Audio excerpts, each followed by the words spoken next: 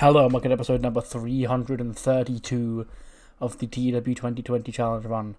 We are here for Saturday, week 4 of January 2023, and it is the Royal Rumble. You know, two big matches. We're going to find out which man and woman will punch their ticket to the main events of WrestleMania. Also got a big World Heavyweight Championship clash between Gunther and Drew McIntyre. Seth freaking Rollins against Brock Lesnar in his hometown of Minneapolis. Got Bianca Belair against Charlotte. You got Bayley against AJ Lee. And a whole lot of other goodness on this show. Well, I'm ready. Are you ready? Because I say, without any more further ado, we jump straight into the Royal Rumble. We get a 67 rated. That's actually probably overachieving, to be fair, because of who's in the match. But it's a 67 rated cinematic match. DKE on their quest to get the Goku back, the pig. And we have what I've called a Henley Bar Hoedown. And it's just a standard cinematic match affair. It's not like anything incredible. It's just like a cinematic fight in a bar with, I guess, some spooky witchcraft involved, because it's got Iona Webb and Nikki Cross in it. But it says defeated. But they don't pin anybody or anything. The objective, I should have set this to Iron Retrieval, actually. That would have been funnier. But yeah, Morgan and Hams they save Goku the pig, and they get overcome the attacks of the witchcraft of Iona Webb and Nikki Cross to not really win, but survive, I guess is the better term. And they take Goku, they get him in the back of the car, and they drive off. And then Nikki and Iona Webb are there just looking at each other like, should we go follow them? And Nikki goes, nah, let them have this one. We've got more important fish to fry, or something like that. So yeah, everyone's happy.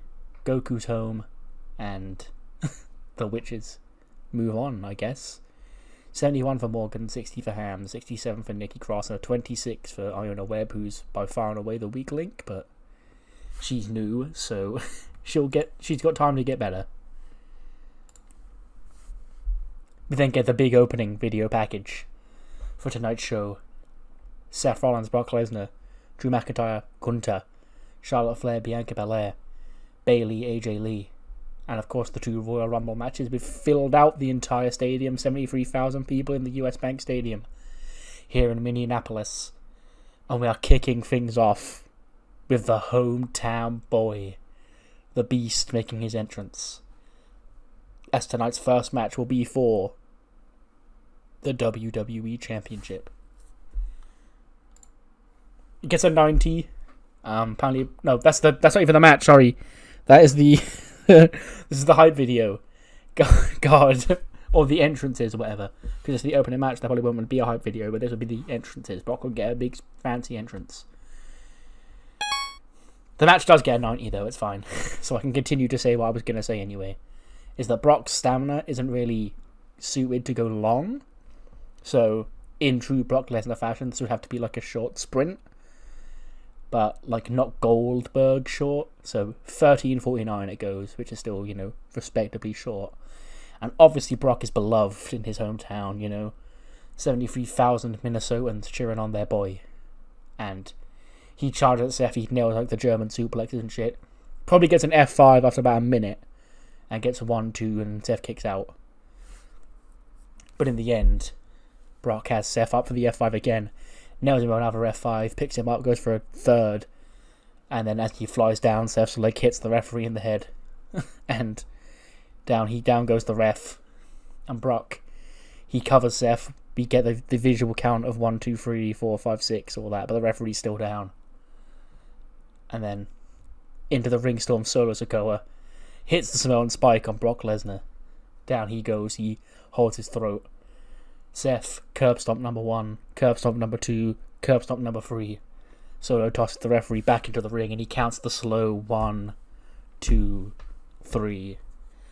Boos echo around the arena as Seth Rollins retains the WWE Championship. Brock gets a 99 and a 92 for Seth, Freak, and Rollins. And yeah, thanks to the help of Solo Sikoa and a referee distraction, Brock's down, and he comes up short here tonight. We then cut to the back. Alexa, Pierce, RJ, and Brandy, as well as Ivy, are all just doing the back with the two tumblers. And he goes, it's that time of season. It's a Rumble year again, boys. And RJ goes, Pierce, I'm so happy that we're back together. You know, I thought it was all over once I left SmackDown and went to Velocity. But here we are again, just like old days, you know. Spinning this tumbler for the men's Royal Rumble match. You got Alexa and Brandy over there doing the women's. Then the door opens and LA Knight walks in. He goes, he's got his jacket on, he's got his sunglasses on. He takes his sunglasses off and he goes, it appears I must be the first one here, yeah? And Pierce goes, you can pull your number. He goes, haha. Well, it doesn't matter what number a megastar like me and is this for a Rumble lap, but I'll do you a favour, I'll pull it out and I'll let you know. And he grabs it. He opens his ball up. He reads his number and he starts laughing. He goes, ha ha ha, yeah. All I'll say is this. You better get used to the name L.A. Knight, because it's going to be up in L.A. lights once I win the Royal Rumble with this here number. Now can you get me a yeah? Let me hear shoosh, shoosh, shoosh, shoosh, shoosh. Now, you can shout yeah all you want. That sounds stupid. Who'd ever say something so stupid? Anyway, now move out of my way. And he rolls the sleeves up on him like his tracksuit jacket or whatever, and he goes, I have a number that I need to pull here tonight. And he just pulls his ball out and he walks straight out without even looking at it. And he goes, hold on there, dummy. You're not going to look at your number? And he goes, yes, I'm going to look at my number. But here's the thing, why would I open up my number in front of you and everybody else in this room to give even the slightest hint about what number I got? That's not called smarts, boy. And I'm going to open up my locker in my locker room. And then I'm going to devise my strategy from there. Thank you. And then Nova Nebula walks in and she goes, hey, Lexi. It's like, what? It's like, I'm just here to take my number, like us in the Rumble too, And she pulls her number out. And she looks at it and she's like, I knew that whatever number met me on this card I'd have to think about my strategy based on what number I pulled. I got some thinking to do. Alexa's like, that goes weird. 81 for the SmackDown Women's Championship. It is AJ Lee against Bayley. And in 11 minutes and 47 seconds, I haven't really got much else to say here. Bayley wins with the headlock driver clean, because there's no damage control girls out there. And yeah, 75 for Bayley, 82 for Rage. And Bayley makes sense number 2 with the women's title. Apparently Bayley still has a strong connection with the young female demographic. Hasn't had that in about 3 years at this point, but tell TEW that, and I'm not going to, because it's a nice little boost to have. So yeah, but we still SmackDown Women's Champion Bayley. We're then back into the GM's office when Pierce and RJ and Brandy and Alexa are chatting, when in stops Thea Hale and she's like, oh my god, I don't mean to interrupt. Is this the pool? Is this the tumbler here with the Rumble numbers in? Alexa goes, no, it's the lottery numbers. Yes, it's the Royal Rumble numbers, Tom. What are you doing here? It's like, okay, so I'm going to go tell Mr. Chase that Chase Yu is going to be represented in the Royal Rumble this year, because I'm going to take one of these, okay? I'm going to take this number right here. And then she pulls a number out and she looks at it. She goes, oh my god, I'm so happy. That's such a great number. Thank you, Alexa. She hugs Alexa. She's like, don't you touch me, okay? And don't thank me. It's not my fault. And then ding dong, into the room walks Bayley. She's got like a towel around her with the other 2 damage control members, obviously still fresh. She goes, woo, worked up a sweat, beating that bum ass AJ Lee. But now it's not about me. It's about my 2 girls here, okay? They're going to pick whatever numbers they got, okay? And when they win the Royal Rumble, we're going to hold all the gold yet again, because we're going to take Charlotte's title. Ain't that right, girls? And like, hell yeah, it is. And then Bayley and Cora take their numbers. And Cora opens her ball up. She's like, they both open their balls up at the same time, actually. Would be the visual, but Cora sort of inspects her number, while in the background, not even saying anything, you can just see Dakota look disgusted and drop her, her ball on the floor. And Bayley goes, what'd you get, Cora? And she's like, I'll do alright. And Dakota was just there in the background just going, no, no, no, no, no, no, no, no, no. And Bailey goes, what's the matter? And Dakota's like pulling her hair and she goes, oh, let me just put this ball back and this ball's broken. I want to get a different number. I was like, hell no you don't. That's your number. And Thea goes, oh, did someone not get a good draw? Oh, well, I've got to go and get ready for this match. Hopefully I'll see you out there. And then she leaves. And then she turns back around, just looks at Dakota and goes, oh, yet again. Maybe not. And then walks out. There we go. Another blue-rated tag team match.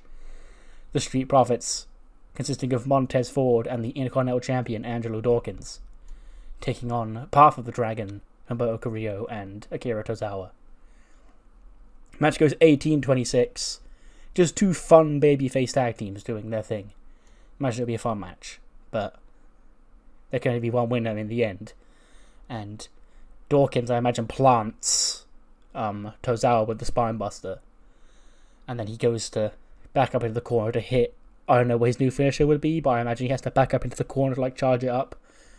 And as he does that, Montez Ford tags himself in, and he climbs up to the top rope, and he goes for the frog splash, but Tozawa moves out of the way. Oh no! Before he hits the frog splash, he looks across at Zergis on the outside of the ring, who's like shouting at him. And he's like, "You shut your mouth, Dragon Man." And obviously that stall allows for Tozawa to roll out of the way, and then Montez Ford splats on the floor, and then Tozawa goes up top for the senton, hits it. Zergis pulls Dawkins off the apron. 1, 2, 3. Path of the Dragon retain the Raw Tag Team Championships. Akira Tozawa pinning Montez Ford. 82 for Montez Ford. 85. Angelo Dawkins is outscoring Tez right now. 90 for Tozawa and an 83 for Humberto. Banger match. And yeah, I guess Dawkins and Tez, despite him being an Intercontinental Champion right now, couldn't get the job done. We then see Alexa and Ivy are the only two left in the room. I imagine, like, everyone else has taken their numbers out and gone. And then walks Tatum Paxley, and he's like, "Hey girlies," she's in her ring gear. Alexa goes, "So you're actually doing this then?" She's like, "Yeah, of course I am. Why would I not?" Alexa goes, "I don't know.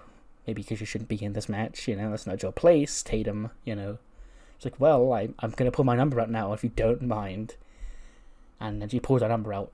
She takes a look at it. She's like, "I can live with this. It's fine." And she leaves. And then Alexa's like, "Ivy, I would really like a coffee." She's like, "Didn't you just finish one? Or didn't I just get you one?" She opens the coffee cup and just pours it all on the floor and goes, "It's empty, fill it up." And then Ivy leaves. And then as Ivy leaves, Alexa's in the room all by herself. She sort of looks around. But then Karrion Kross enters the room. And he goes, "Hey, not much of a choice left, I see. Not that it matters. Because I could enter whatever number I want. And I'd still win." Karrion grabs a ball. He opens it up. And he, "A fitting number for a psycho like me. Remember this, Bliss. You're my only witness. It will truly be nothing personal." And then Karrion Kross leaves. And Alexa goes, "Okay, thank God." And then she continues to look around all suspiciously for anyone else in the room. But then Cody walks in and she just throws her arms in the air and goes, "Oh, what the hell?" And he goes, "Oh, good evening to you, Miss Bliss. I just want to take my number out for the Royal Rumble." She goes, "Yep, sure, go ahead. Just make it quick." And then he does. He takes his ball. And Cody, we don't get any sort of clue from Cody about what number he got. And then he leaves. And then Ivy comes back in. She goes, "I got you a coffee." And then Alexa takes the coffee off her. She sips it and she goes, This is wrong." And Ivy goes, "It's exactly the same one I just got you a minute ago." And she goes, "Yeah, well, I don't want this one now." She pours it on the floor again and goes, "Get me another one." And Ivy goes, "Really?" She goes, "Yes, quick, go, go, go, go." And Alexa sort of shoves her out the door. And then as she shoves Ivy out the door, you can just see her look around the hallway with her head peering out the door before she slowly shuts it. She's obviously scheming something suspicious in that room. But enough worrying about that, because the time is now. The 2023 Women's Royal Rumble match is upon us. And this year, just like any other year, as we all know, the Royal Rumble is truly all about those numbers. It's game time once again. For the past 35 years, the most exciting time of the year has been the Royal Rumble. 30 men and 30 women make their way down the aisle, all with the same goal in mind: to win this great game, and to advance to the main event of WrestleMania.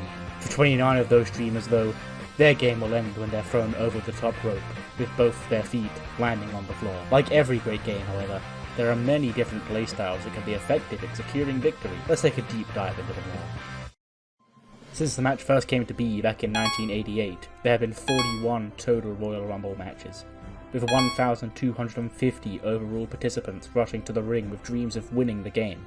However, only 2.3% of all entrants have managed to make their dreams come true, with 33 different superstars picking up the win on the night. Of that 33, 7 superstars have been able to come out on top on more than one occasion, with 2 of the all-time greats, Stone Cold Steve Austin and John Cena, being tied for the most Royal Rumble match victories, with 3.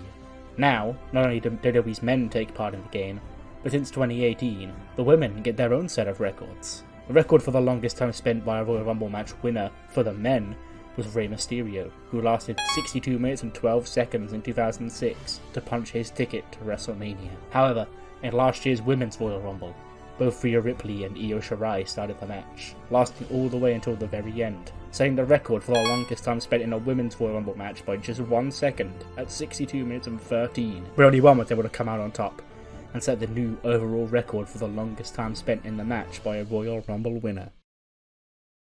Surviving the Royal Rumble is one thing, but you'll never come out on top without the ability to eliminate your opponents. The Big Red Machine Kane understood this more than anyone, eliminating a combined 43 superstars over his record-setting 19 Royal Rumble appearances. 2 monstrous humans held the record for the most eliminations in a single Royal Rumble match, those being the monster among men Braun Strowman and the Beast Brock Lesnar, at 13 eliminations each. However, it is Brock who can boast that he holds a record for 13 consecutive eliminations. For the Women's Rumble, Bianca Belair and Shayna Baszler both eliminated 8 competitors in the 2020 match, a tied record. But Shayna is the one who can say she did so consecutively 7 times, which is the record for the Women's Rumble. Another important factor when it comes to winning the Royal Rumble is something out of the superstar's control, and entirely in the hands of fate. That is, of course, your entry number. Entering the match at number 1 or number 2 has proven to be a cruel treat for those unfortunate enough, but it's far from impossible, as 2 winners have entered at number 1 and gone all the way, with 3 doing so from the number 2 entry, which is the same number of winners as the number 30 entry has produced. The number you'll be hoping to pull is 27, as that number has produced 4 winners, the most in the history of the Royal Rumble. Will history repeat itself for the lucky number this year? The Royal Rumble is truly the most wonderful time in the wrestling calendar, with a sold-out crowd in Minneapolis' US Bank Stadium waiting for the chosen man and woman to survive the game and earn their place on an event 3 years in the making at Raymond James Stadium, where history has been kind to Royal Rumble wins, as since the rule first came to be in 1993, 62% of Royal Rumble winners have gone on to capture their chosen championship at the grandest stage of them all. The question is, whose destiny will await this year?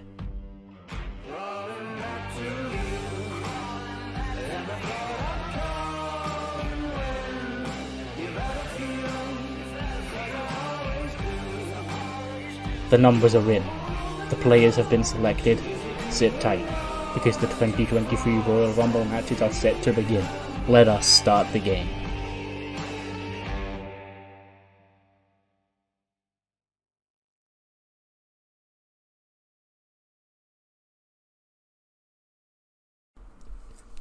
Ladies and gentlemen, it is now time for the 2023 Women's Royal Rumble match.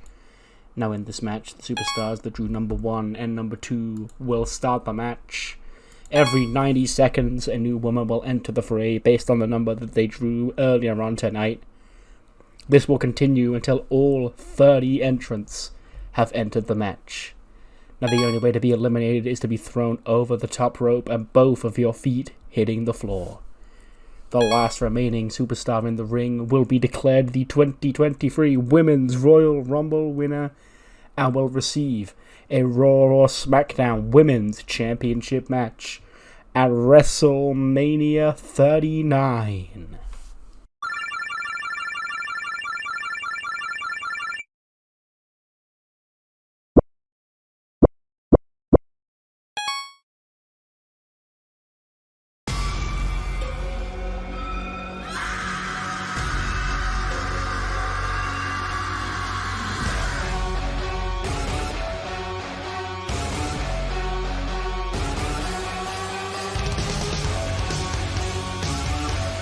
The wild card of Damage Control, the former SmackDown Women's Champion Dakota Kai, is the first entrant in the 2023 Women's Royal Rumble match. It's her third Rumble match in total, I believe. She missed last year's event, but she's back. In 2021, she was the runner-up, and she's got a tough ask if she wants to do that again, because she got to do it all the way from the first position.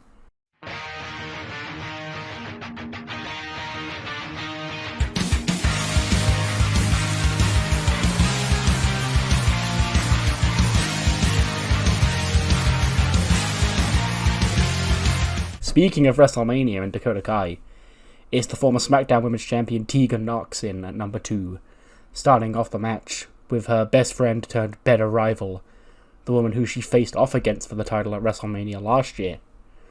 The bell rings, and Dakota just laughs at Tegan, and Tegan charges straight at Dakota, and the two begin brawling. There's clearly still a lot of, animosity left, because I believe Tegan went to Raw in the draft, and they, haven't been on the same show since, so yeah. They exchange strikes for the whole time before number 3 makes her way to the ring. Hey, you know how we do it, baby? Yeah, keep it so fresh. Straight up. SmackDown's plucky underdog Fallon Henley enters her first Royal Rumble match, and she immediately locks up with Dakota Kai. Tegan eventually, she begins helping out Fallon, and the two take Dakota down with a double T move, and then Fallon and Tegan attempt to eliminate each other, but Tegan tosses Fallon over the top rope, she lands on the apron, and then she shoves Tegan away as Tegan goes to eliminate her, but before Fallon can get back into the ring, Dakota Kai flies in with a big boot, nailing Fallon in the face and eliminating her from the match. Dakota then grabs Tegan from the floor, she starts shouting at her I'm the best, you held me back, whatever, and then she tosses Tegan out of the ring as well. And Dakota Kai is the only person left in the ring as she just stands and waits for the countdown before entrant number 4 comes out.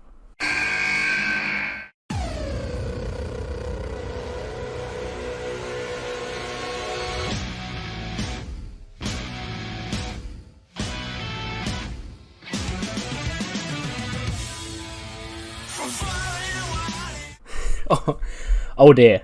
The former Raw and SmackDown Women's Champion, entrant number 4, the inaugural Women's Royal Rumble winner, Asuka.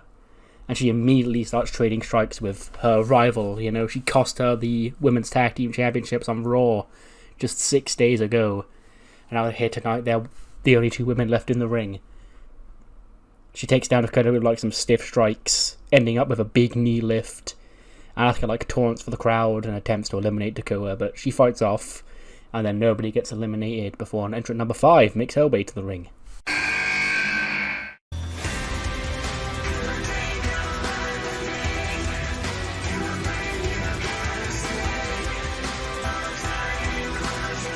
Entrant number 5 is Nova Nebula. She enters her first ever Royal Rumble match, and she goes straight for Asuka.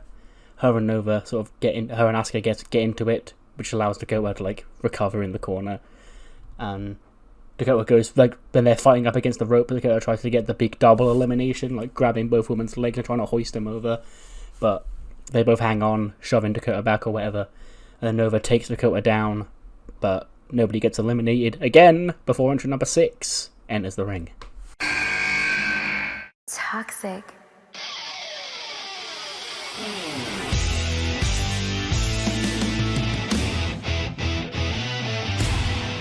The first Toxic Attraction member enters the match, and it's JC Jane. She comes to the ring, full head of steam, her first Rumble appearance.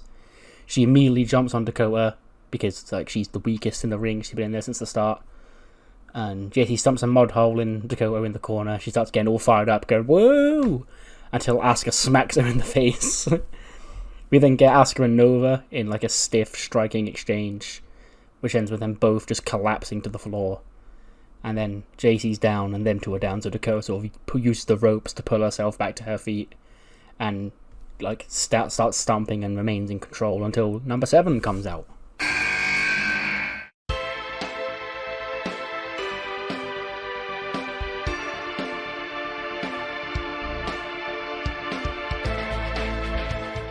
The crowd erupts as WWE Hall of Famer Beth Phoenix is entrant number 7 in the Women's Royal Rumble. Dakota immediately gets in the face of Beth. She's like, "Oh, you're washed, mate, you are." And she shoves her in the face. And then Beth ducks a clothesline attempt or a swing from Dakota, and she drops her with a glam slam to a big ovation. She then also delivers one to JC, and JC on her way down is like screams in terror.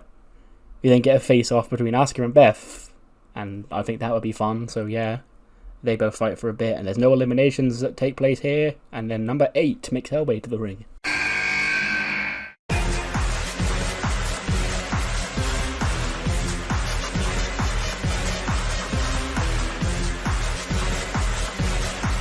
From the Regal Coalition, it's Florence. She enters her first Royal Rumble too, and she immediately takes Asuka down with a big boot. And then she and Beth can, go at it, because that sounds awesome as well. Elsewhere, JC's cowering away in the corner trying to recover, which means Dakota and Nova are left to try and fight it out. Dakota gets Nova over, and she again fights off, staying in. Beth gets in control of Florence, starts taking her down before entrant number 9 enters the fray.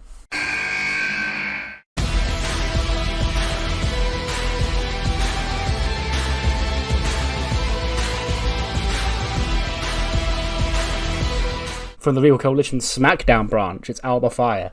She rushes to the ring and she immediately jumps on Beth and saves her cross-branded brethren.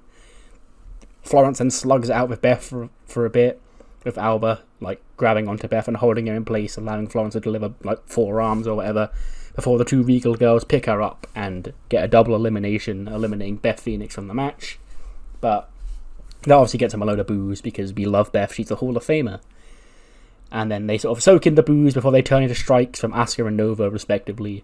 And then them two fight each other, allowing all the other heels left in the ring to recover.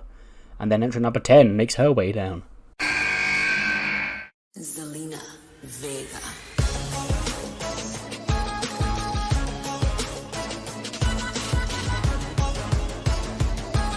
From Legado de la Sombra, it is Zelina Vega.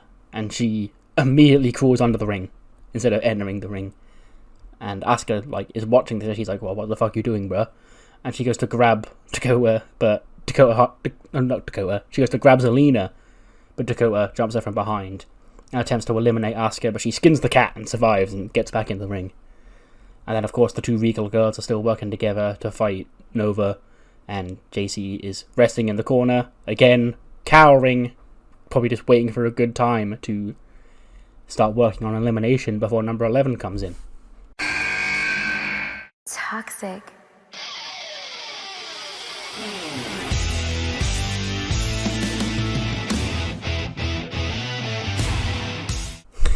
Speak of the devil.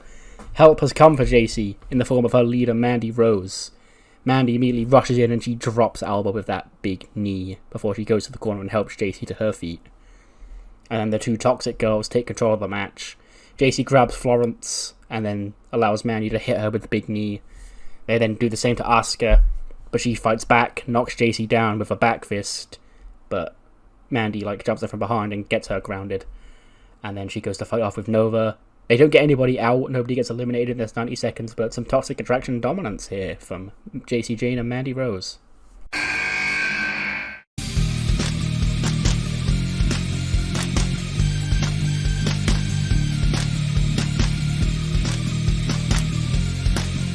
Entrant number 12 is NXT Japan's Wonder Woman champion, Aoi Maikawa. Mandy and JC sort of just watch and wait for her to enter the ring. As soon as she does, JC charges at her, but she drops her with a big kick, and then eventually JC is picked up and eliminated by the Wonder Woman champion. And then Mandy is stressed seeing one of her girls, because that now means that there will never be a time where all 3 Toxic Attraction members are in the ring, and she is pissed off. And she tries to escape, but Asuka takes her down as well and dumps Mandy out of the match as well, so they're both out now. Which then it leads to a face-off between the two Joshis, Aoi and Asuka, which hopefully people would react to. I would, but maybe the fans don't care for NXT Japan. They exchange stiff strikes, and then of course again they both knock each other out of a big kick and they both fall to the floor. And Florence and Alba, I guess, then regain control of everything, working over Nova in the corner while Asuka and Aoi recover. Dakota does her thing. Then entry number 13 makes her way out.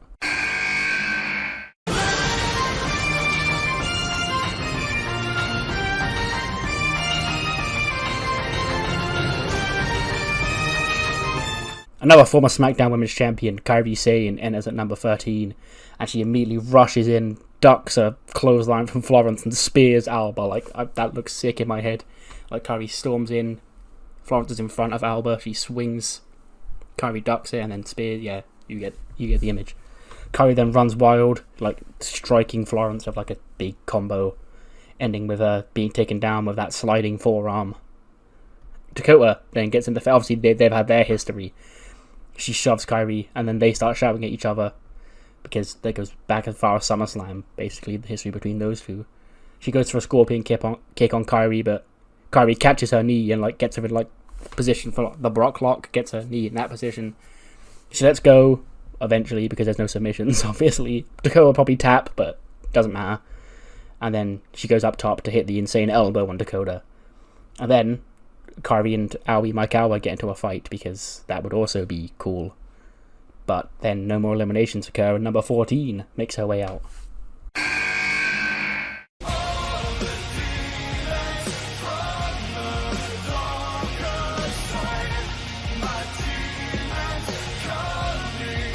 Tatum Paxley enters her first Royal Rumble match, the assistant to Alexa Bliss, and she immediately goes to work on Dakota Kai. And because again, she's been in since the start, so she's going to be the primary target for a lot of these newer entrants. Nova then gets Asuka, and they help fight off both Alba Fire and Florence, which ends with Nova Nebula grabbing Alba Fire and eliminating her. Asuka and Nova then look at each other, and Nova sticks her hand in the air. She goes to do the boop on Asuka's nose, but that ends with her getting put into an armbar, because you don't boop Asuka. And that means Aoi and Florence fight each other, because, again, I'll say this to every single person that locked up with her, that would also be cool, which means Kairi, I guess, does vibes, while everyone else does stuff, before number 15 makes her way to the ring. Yeah, you said love, it ain't what it seems. That Cupid arrow makes it harder to breathe. It's the winner of the Heat Next Gen tournament. It's Cupid's arrow, Tracy Sharrow. She draws number 15 in her first ever Royal Rumble match, and she rushes to the ring, but sort of stops at the bottom of the ramp before she gets into the ring. And she lifts the ring apron up and grabs Zelina's legs, and she tries to stop her, but because she's so small and tiny, she gets pulled out and tossed into the ring. And Tracy follows her into the ring, but Hurricane Rana down to the floor by Zelina. And Cena's you're a rookie, bitch. What do you think you're doing? But then Tatum Paxley grabs Zelina Vega from behind and tosses her out of the match. A shocking elimination. Tatum, who wasn't even supposed to be in here, has got an elimination now. Zelina is stunned on the outside, and Tatum's so gassed because she got an elimination. She's oh my god, I got an elimination in the Royal Rumble. Before Dakota Kai jumps her from behind, tries to get Tatum out, but she fights her off. Tracy gets in the ring, she faces off with Kairi. Asuka and Aoi Maikawa get back into it, and then this time it ends with Asuka eliminating the Wonder Woman champion, who had a pretty good showing. She wasn't in for super long, but it was still, she did a lot of stuff. And then that's it for eliminations now, before number 16 makes her way out.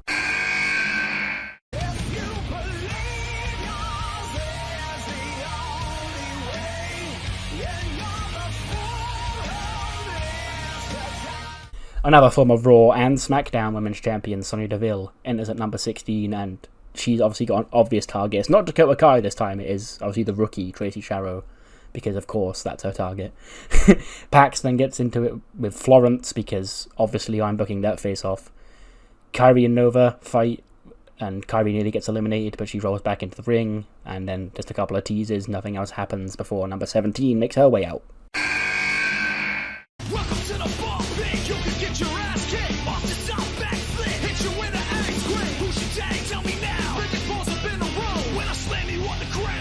it is the former and inaugural WWE Women's Liberty Champion, Shotzi Blackheart. She enters on her tank and gets off the tank, charges into the ring, and immediately charges at Dakota Kai and leaps on her with strikes. But Dakota manages to roll away. But only as far as Asuka. Asuka picks Dakota up, but is jumped by Sonya. And because they've got their history with the Raw Women's Championship, because Asuka beat her for it on the first night. And I guess she's not forgotten. She then gets into it with Nova, because I think they had a beef, they had like a match on Heat a couple of weeks ago. Dakota then stumbles back to her feet in the corner, and then she turns around and Asuka's there, Kairi's there, Shotzi's there. Like, all these women that hate Dakota and Damage Control have Dakota cornered, and she's like, no, please, leave me alone. And then the buzzer sounds for number 18. Welcome to the generation of Jade.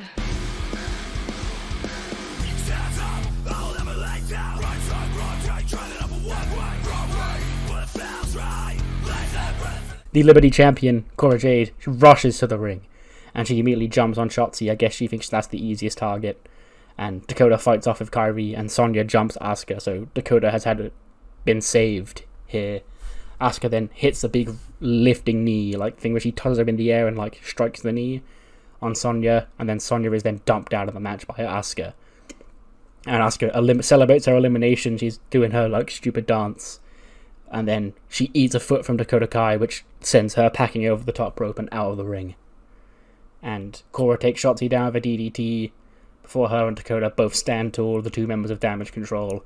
They team up on the rookie, Tracy Sharrow, and the rest are sort of just resting before number 19 makes her way out.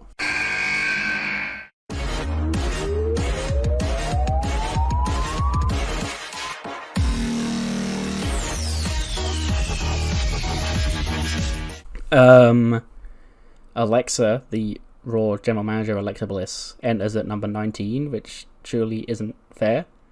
I mean, Tatum is here, so that is also an advantage for her, but Alexa storms into the ring. She immediately drops Tracy with a DDT, and then eliminates the rookie from the match. And Tatum approaches Alexa, she gives her a hug. Alexa's like, no, don't do this, go after her, pointing at Kairi. And she does. Tatum follows Alexa's orders, obviously, goes after Kairi, but Kairi fights her off and eliminates Tatum from the match. And then, obviously, while Kairi is turned facing the outside the ring, with her back to Alexa tries to sneak and eliminate Kairi, but she holds onto the top rope and she, like, puts her legs around Alexa's head scissors Alexa onto the apron. And then Nova charges at Alexa. They've obviously got history, and she pushes Alexa off the apron, but straight into the waiting arms of Pax, who's recovered on the outside, so her feet don't hit the floor. Alexa smiles, and she's like, no, Tatum, put me on the announce table, And Tatum obliges, because that's her boss. She just sits Alexa on the announce table, and Alexa just sits on the table just watching, like, just vibing. Probably wouldn't have her put a headset on, because I did that with Billie Kay that one time, but nah, she's just going to sit and vibe on the announce table. No more eliminations will occur, and then number 20 makes her way out.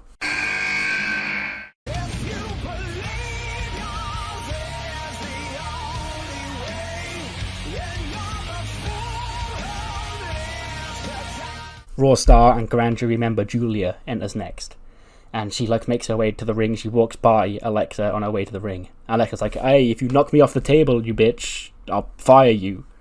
And Julia's like, oh, you fucker, and just shoves Tatum to the floor. As Tatum gets shoved to the floor, she bumps into Alexa, who sort of loses her footing but stays on the table. And Alexa's like, what the fuck are you doing, Tatum? God. And she's like, sorry, I got shoved. And then Julia enters the match, and she goes straight for Nova, and they fight off.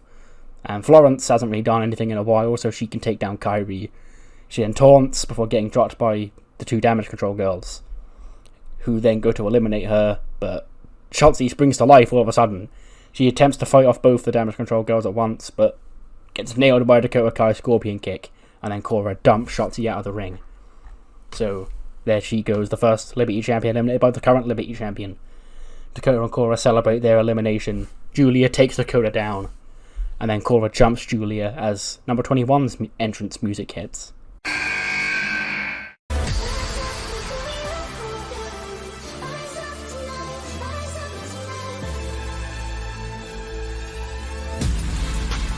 Cora looks like she's seen a ghost. Her former best friend, Roxanne Perez, is in the Royal Rumble.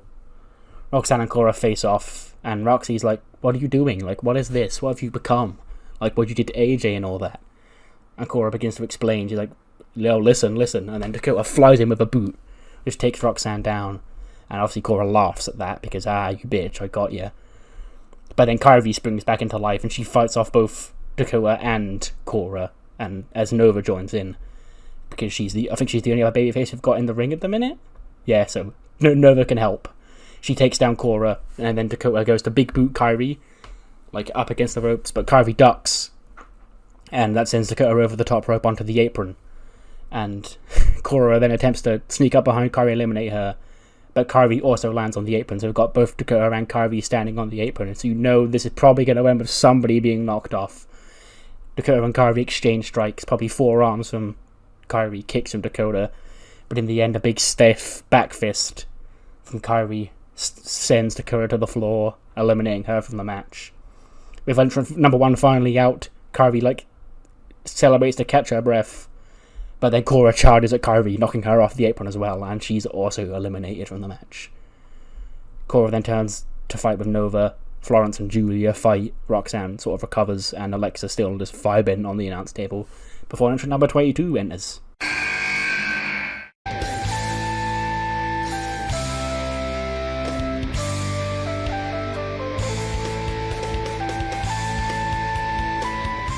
One half of the Women's Tag Team Champions, Hikaru Shida, enters at number 22. She approaches Alexa, and she's like, nah, bitch, I don't care if you're a champion, okay, I'll fire you if you dare touch me. And then Shida sort of gets angry, just smacks her kendo stick on the table, and Tatum is like, nah, get out of the way, mate, go get in the ring. And Shida then takes Tatum to the floor as well, before she enters the ring. And Alexa's like, what are you doing, why didn't you stop her? And then Shida and Julia take the time to fight each other, because again, that would be cool. Florence then attempts an elimination of Roxy, but Roxy survives. This then leaves obviously Cora and Nova left to fight, so yeah, we just get some fighting.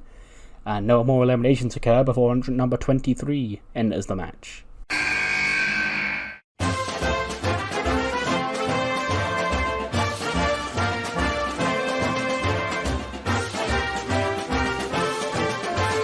The ball of energy from Chase U that is Thea Hale, she comes to the ring, and she's on SmackDown, and she's got her Chase U megaphone thing, so Alexa can't fire her, and she's just so riled up that she goes charging at Alexa to try and get her, and Tatum stands in Thea's way, but Thea jumps on Tatum, just the momentum from her running speed takes Tatum down, and then Alexa's like, oh fuck. She grabs one of the monitors off the announce table and just throws it at Thea, hitting her in the head and sort of knocking her out on the outside, leaving her laying. That's one way to isolate Thea. And then Alexa's like, Tatum, get the fuck up. Throw her in the ring. And then Thea is just pushed into the ring by Tatum. But she hesitates, but she eventually does toss Thea in. And then obviously she's out cold, so she just gets quickly eliminated by Florence. Not the Rumble outing that Thea Hale and Chase U were hoping for here. Alexa sort of sarcastically pats Tatum on the head yeah, well done. And Tatum, her face changes from just being just sick of this. She suddenly just starts smiling. And she turns around, she grabs Alexa. And the crowd pops for this because oh my god, yes, throw her off. And Alexa's like, don't you fucking dare, I'll fire you not only from being my assistant, but from on Raw, just in general, bitch. You're a big idiot. And then Tatum's like, well, okay then, and just tosses Alexa off the announce table to a big pop, and that eliminates Alexa Bliss from the Royal Rumble. And Tatum storms straight to the back as soon as Alexa smacks on the floor, taking in the cheers from the crowd, but Alexa gets straight back to her feet, chases after Tatum, jumps her from behind and starts laying into her on the outside. And she's like, well, that's it. I tried to keep you, but I guess you're fired now, you dumb bitch. Stamps on her and shit. And everyone in the ring is just sort of watching this go on. They're like, what the fuck's going on out there? And then they just go back to fighting because they have to focus on winning the match before number 24 makes her way out. Toxic.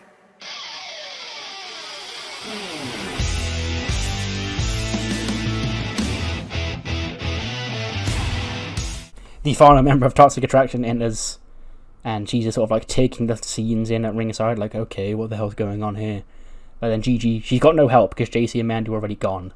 So she takes aim at Nova because I think she's the longest in there now that Dakota's gone. Gigi delivers some stomps to Nova in the corner. Florence and Shida are fighting. Roxy and Cora then bump into each other. And Roxy sort of seems hesitant to hit Cora because, as far as she's aware, they are still friends. Because they never actually turned. Cora never turned on Roxy in this world. But then Cora slaps Roxanne in the face, which causes Roxanne to then finally tackle Cora Jade to the ground, start firing shots away, but Cora eventually crawls away from the onslaught of attacks from her friend. No eliminations take place, and then number 25 makes her way out.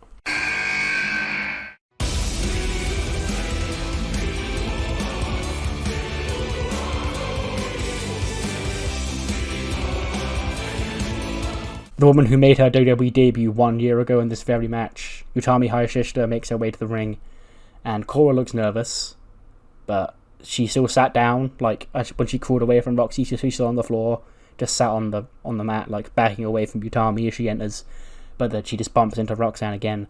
Roxanne picks her up, hits Pop Rocks, and then her and Utami then pick up Cora and finally eliminate the last member of Damage Control from the match.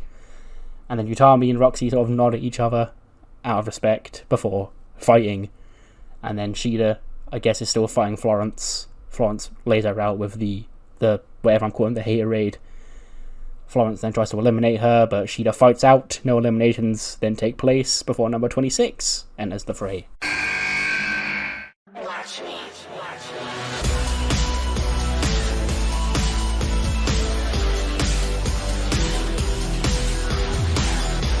It's Hikaru Shida's women's tag team championship partner, Liv Morgan. She storms to the ring and immediately takes aim at Julia, jumps on her for big Fez press.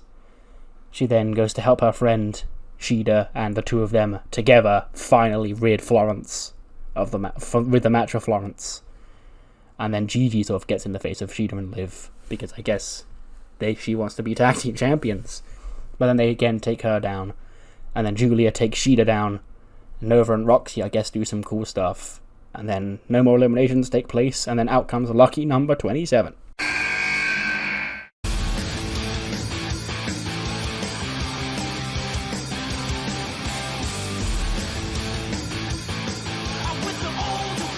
This year, the lucky number goes to Candice LeRae, and she storms into the ring and she immediately climbs to the top rope, and it's the match of a big crossbody, taking down Roxanne and probably Nova, yeah.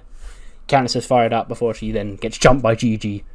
Candice fights her off. A super kick then eliminates the final member of Toxic Attraction. Then it's just, these people left in the ring doing some any combination of this would be fun, so they just all fight each other. I don't really care who fights who. For number 28 makes her way out. お待たせしました。世界一可愛いのは伊藤ちゃん。 In her third Royal Rumble, Maki enters number 28.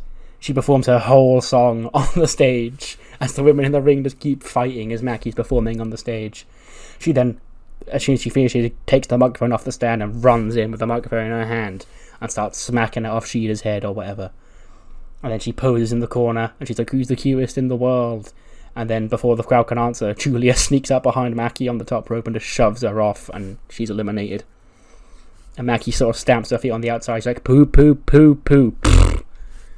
And then Julia's has already moved on. She's already gone back to work on like Roxanne or someone. And then we just again get more fighting for the next couple of seconds before entrant number 29, the penultimate entrant in the Royal Rumble, makes her way out.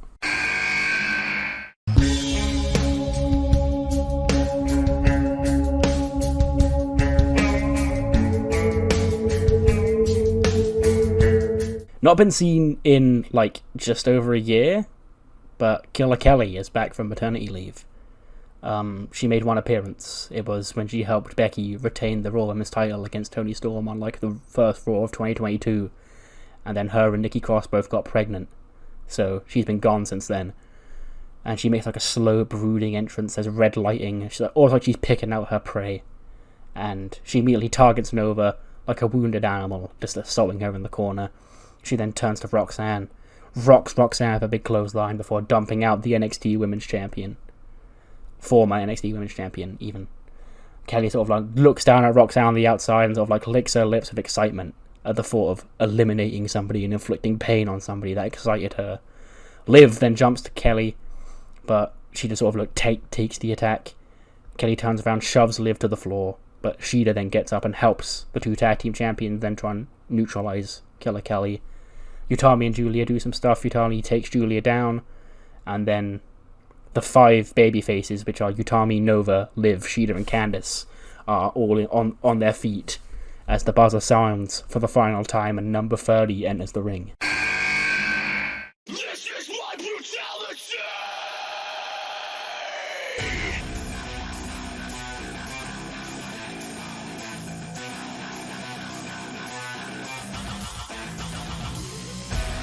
I eat, sleep, bleed. The demons in your dreams. I eat, sleep, bleed. The former Raw Women's Champion, last year's winner, Rhea Ripley, is number 30 in the Royal Rumble. We haven't seen her since New Year's Revolution, where she took that big TLC bump and Charlotte won the belt. It was originally her and Bianca, but Charlotte cashed in. And this is weird because she won from all the way from number 2 last year, so this is terrifying because if she could win from number 2, what could a fresh Rhea at number 30 get up to? All the babyfaces sort of like just huddled together in the middle of the ring as Rhea just circles the ring, looking in, like ready to step onto the apron. She steps on the apron, she enters the ring, and immediately Julia is the brave woman who tries to fight Rhea. Rhea boots her down before she's quickly tossed out. And the 5 babyfaces all together rush to like do the big 5-person elimination spot on Rhea. But Rhea ends up fighting out one at a time. She drops each one individually with a big boot, bang, bang, bang, bang, bang. As she then goes to pick up Nova, but then Killer Kelly gets in Rhea's face. She smiles at Rhea and smacks her in the face as hard as she can.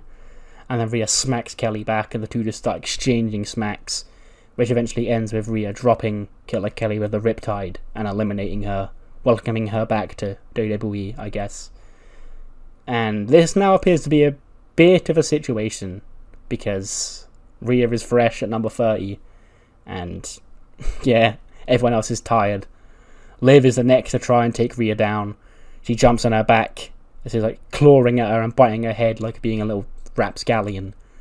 But Rhea then, like, as she's got Liv on her shoulder, just walks over the ropes and dumps Liv over her shoulder, but she grabs onto the top rope and skins the cat.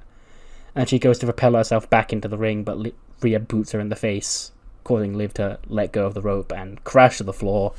Liv Morgan is eliminated. Shida then tries to avenge her tag team championship partner, rocking Rhea with a big knee, taking her down to a knee. And then she goes to slide in with a free count, but Rhea catches her as she goes to slide for that, but into a powerbomb position, and then Shida is powerbombed over the top rope, right into the arms of Liv, who's just got up, but obviously Liv can't catch her, and they both just collapse to the floor, and Shida is out. Rhea then arrogantly showboats, and we get close-up of the faces of Nova, Utami, and Candice. A mixture of, like, determined to win, but also concerned because Rhea is here. She then turns to all 3 of them. They're all, like, on their knees, like, catching their breath. And Rhea just like, come on, who's next? Come on. And then Utami, Candice, and Nova all at the same time just turn at each other to sort of look at Rhea, then look at each other, nod their heads, and all rush in at the same time on Rhea. And for the first time, she actually seems kind of vulnerable in the match. And then she, like, headbutts Candice, knocking her off, boots Nova away, and we've got Utami and Rhea going face to face. They exchange strikes. Utami then groggies Rhea with a big strike, and then she goes to, like, hit a rebound, bounce off the ropes and rebound with a knee or something like that. But as she bounces off the first rope and turns around, Rhea just wipes her out of a clothesline, and over the top rope she goes, her feet hit the floor. Utami's out of the match. But then before Rhea gets the time to recover, Nova Nebula quickly rushes behind Rhea while she's distracted, looking at Utami on the outside, and single-handedly lifts Rhea up to the outside. Her feet hit the floor, and Rhea Ripley is finally out of this match. And then Nova, out of exhaustion, she's been here since like number 4, collapses to the floor, and the crowd goes wild because, yeah, Rhea Ripley's not going to win. And Candice, she's still sat in the corner, And she just looks on in shock. She's like, what the fuck? I'm in the final 2 of the Royal Rumble with Nova Nebula. They both slowly rise to their feet at the same time, and they sort of look at each other and smile, like, who'd have thought? They then get in each other's faces, like, just a show of respect, like, still smiling, like, yeah, bitch, one of us is going to WrestleMania. These are two complete opposites, basically. Like, one is the rising star on a quest to, like, cement herself as a top player for years to come here in WWE, and one is a veteran looking for her first and possibly only big break here in the company. We then get a nice showcase of the two. Like, we get like not a proper full length like final 2 mini match, but like about 5 or 6 minutes. Nova plants Candice with the Big Bang Theory. She dumps Candice over the top rope, but Candice, as she gets dumped over the top rope, she wraps her legs around Nova's neck, and she Hurricane Rana's Nova over the top and to the floor. And Candice LeRae, against all odds, has won the 2023 Women's Royal Rumble match. I will honestly take a 79 for that Rumble, you know? Considering a lot of the big heavy hitters weren't around for it, I will take a 79. And yeah, go 61-27, Candice wins. Final 4 were Nova, Utami, and Rhea. Nova being the final elimination. Rhea got the most eliminations, and Nova was the Iron Woman. Those are the actual stats, yeah. But yes, against all odds, these 30 women, the one who came out on top and punches her ticket to the grandest stage of them all. Hold on, let me just do Killer Kelly's gimmick. Yeah, very good, nice. It's Candice LeRae. Johnny Gargano comes out to celebrate with his wife, and she's been sort of beefing with Damage Control recently, but I don't think anybody really took her seriously as a threat to win this match. But there she is. She's pointing to the WrestleMania sign. Candice LeRae could be her one shot at glory here in WWE. And she now has a guaranteed Raw or SmackDown Women's Championship match at WrestleMania. Speaking of championship matches, Women's Championship matches to be specific, we then get Charlotte and Bianca. Goes 17 minutes, 27. And Charlotte wins by cheating. I don't know. I was going to say again, exposed turnbuckle, but no, I don't want Bianca to be an idiot. And she already lost to Rhea like that. So Charlotte would cheat in some other way, maybe a title shot behind the referee's back or something. But unfortunately, the era of the Queen lives on. They both get 89s, and apparently there was a lack of psychology. But the match still got an 86, so I'm not going to be too harsh on that. But unfortunately, the Queen, Charlotte Flair, reigns supreme, still the Raw Women's Champion. We then get Kathy Kelly backstage. She's with the Street Profits. And Kathy goes, Profits, Tez, Dawkins, a tough loss here tonight. And Tez is like, the tough loss ain't going to cut it, Kathy. Okay. We respect the hell Tozawa and Humberto Carrillo. Their rise to the top of the Raw Tag Team division has been astronomical. And they truly do deserve to be those champions. But some will say tonight ain't our night. But tonight, that stupid dragon that rides their coattails, it was all his fault. He was there to be a distraction. And Dawkins like, that's right, fam, Tez nearly had the match won. And Tez nearly won us the Raw Tag Team Championships till he came up short. But I've still got my Intercontinental Championship, so I guess we're going to reevaluate and go again next time without that Zergus there watching him. And Tez goes, now to hell with that Zergus. I'll tell you what's going to happen. On Monday night, my man here, Intercontinental Champion Angelo Dawkins, will defend his title against Zergus the Mighty. And Angelo sort of looks at him like, what the fuck, bro? No. And he goes, yeah, sure, fam. What he said. So there we go, an IC title match on Raw. Zergus the Mighty will challenge Angelo Dawkins for the gold. 92. This could end up being match of the night. Hit Bro on Matt Riddle and Swerve Scott against the Cyclone. And this match, I can imagine the whole thing in my head. Swerve and Riddle not really working together per se, but not like hampering each other, just doing their own things as two individuals rather than a tag team. And Swerve would go for the Swerve Stomp on Ricochet. He'd nail it, but there'd be a tag made that he didn't see, and then Bronson Reed would hit the Tsunami on Swerve, which would just completely wipe him out. Riddle would break up the pin, but Swerve is still fucked. And like the referees come out and check on him, like he's been completely winded by this Tsunami. And Riddle's like, "Bro, are you okay, bro? Are you okay, bro?" And Swerve's like, "Oh, I'm good, my brother." And Riddle's like, "Okay, well, I'll finish this match, bro. You go to the back." And Swerve goes, "Nah, just forget it." And Riddle goes, "No, trust me, bro. I got this." And that sort of turns into a 2-on-1. Both the Cyclone against just Riddle, who's fighting his heart out to do his bro Swerve proud. But ultimately, in the end, it's not enough, and he gets put down by the Tsunami. And the Cyclone make defense number 1 of the SmackDown Tag Team titles. 83 for Bronson Reed, 95 for Ricochet, 81 for Swerve, and a 91 for Matt Riddle. And yeah, he tried his hardest to do it all by himself when Swerve got taken to the back. But it was not to be. And the Cyclones still SmackDown Tag Team Championship holders. We then see a recap of what happened in the opening match when Seth Rollins beat Brock Lesnar to retain the title. Then we get a pissed off Brock storming through the hallway and he's tearing shit up. And Paul Heyman's there going, "Enough, Brock, enough, Brock, enough, Brock." He goes, "The hell with Seth Rollins, okay? Screw that guy, you know? He's not going to like it. I'm going to take that number. I'm going to enter the Royal Rumble. I'm going to win the Royal Rumble. And when I do, I'm going to challenge him at WrestleMania and take his championship off him." He goes to open the door where the tumblers are, but it's still locked. And he goes, "What the hell is this?" And he just boots the door open. And then there, walking out the other side, the United States Champion Warden. And he just looks at Brock. And he just goes, "I got the last one." And he walks off.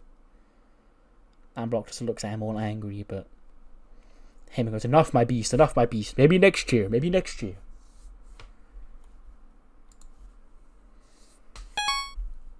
85? Really? Why? Lack of psychology. Again, apparently. This is fucking stupid. Okay? Like, 85's not a bad match by any means, but like, whenever I go anywhere above 20 minutes, it could be Daniel Bryan versus Okada, and I'd go 20 minutes, and TW would go, "There just isn't enough psychology, sorry, bruh." 27 the match gets. It's whatever. But Drew and Gunther have a Drew and Gunther match, obviously. And yeah, goes 1948, which is apparently too long! But yeah. Drew gets chopped, they chop each other, headbutts. Drew claymores Gunther right at the end. 1, 2, Gunther kicks out. And then Gunther powerbombs Drew. He powerbombs Drew again, but still only gets a 2 count.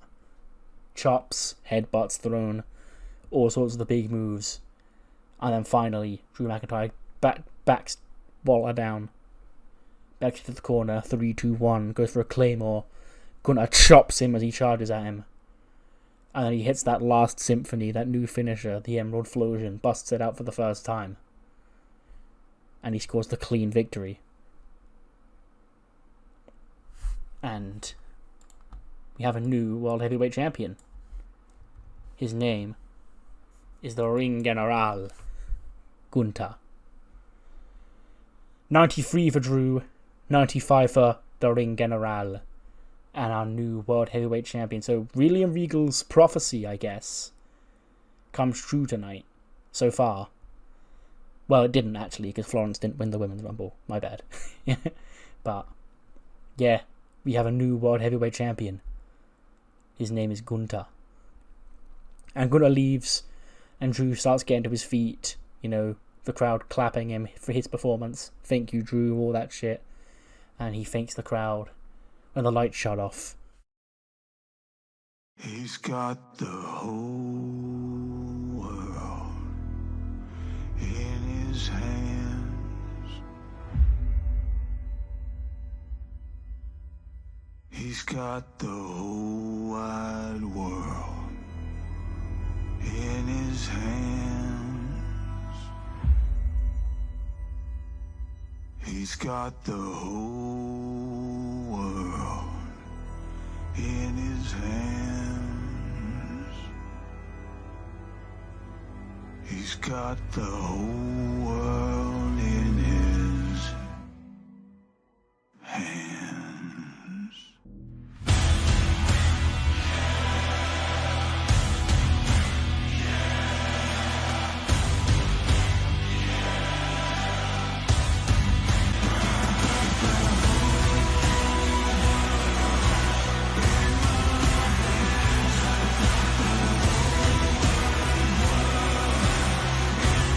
Onto the stage walks Susanna. We've seen she's made her appearance once before, dressed like this. She's holding a white rabbit in her hand. She's got blonde hair, and she walks out onto the stage through the door. And Drew's like, "What the fuck is this?" And then from behind Drew, like smoke appears, and there standing behind him in the ring is a rather strange looking gentleman in a weird mask and hat and jacket. And then Drew turns around and he goes face to face with this man, before he then gets dropped with his sister Abigail. And then this bizarre looking man and Susanna enter the ring. She like stands behind him as he's crouched down.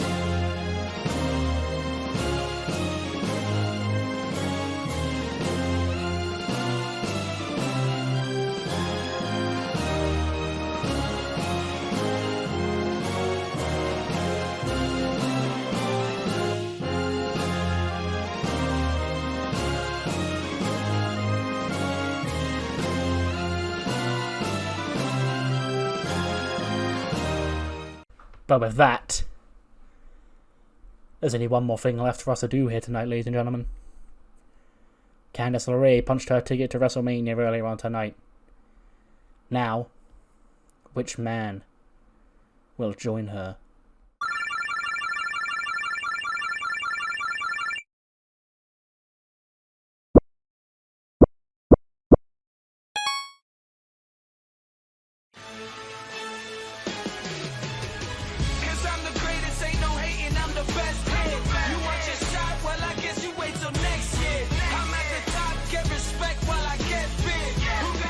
Entrant number one is obviously, as we found out on SmackDown, Mr. Money in the Bank himself, Carmelo Hayes. And he comes to the ring alongside Tricky Williams. Tricky's there too. And he gets into the ring and he grabs a microphone before the match starts. And he says, "Look, I see all of y'all. I see y'all out here thinking, oh, Melo, he messed up. Melo shouldn't have been number one. Melo messed up by losing to The Miz on SmackDown. Nah, Melo didn't mess up. Melo has got a point to prove to all of you. Okay, so Miz, that's a guy that needs all the help he can get in this Royal Rumble match. But me, I can enter whatever number I want, and I got number one, I guess. But it don't matter if I'm number one or number 30, because Mr. Money in the Bank, Carmelo Hayes, is money. He's the A champ, and he's going to WrestleMania.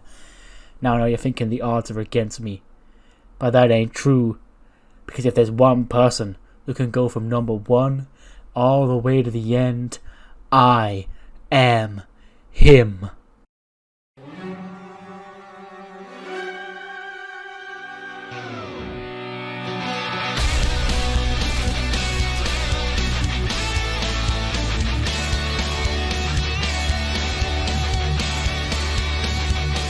Entry number 2 is Daniel Bryan. The crowd erupts as he makes his entrance to the ring. Yes, yes, yes, and all that, and then he gets in the face of Carmelo Hayes, as these are the two men that will start the 2023 Men's Royal Rumble. Melo gets in the face of Bryan as the match begins. He's like, your time's up, man, and I'm better than y'all ever gonna be, okay? I'm money, I'm Melo, I am him. And he slaps Bryan in the face. And Bryan just sort of turns his face around, like, holding his cheek and smiling and laughing. And then he begins to exchange strikes with Carmelo Hayes, and the two of them exchange stuff. For the minute and a half that they're in there, there's not even a tease of elimination. Nobody goes before number 3 ends. Think you could tell us what to do? Yeah. You think you could tell us what to win? Think you better? Make some noise. Out comes WWE Hall of Famer X-Pac at number 3. And Bryan is in the ring and he's like, oh shit, let's fucking go. This is a based entry. X-Pac's here. But Melo is like, nah, this ain't shit, man. He tells X-Pac to get out of his ring and he slaps him in the face again. And then he turns around and Bryan forearms Carmelo Hayes in the face. And then X-Pac hits the X-Factor facebuster, taking Carmelo to the floor. And Bryan and X-Pac sort of exchange kicks with each other. And then he kicks Bryan down to the floor before he turns to Carmelo Hayes, who's now seated in the corner. And then he hits a Bronco Buster. Just the one, you know. We don't want him to tear his ass open again, so just the one jump. And he tells the crowd to suck it before the countdown ends, and number 4 enters the match.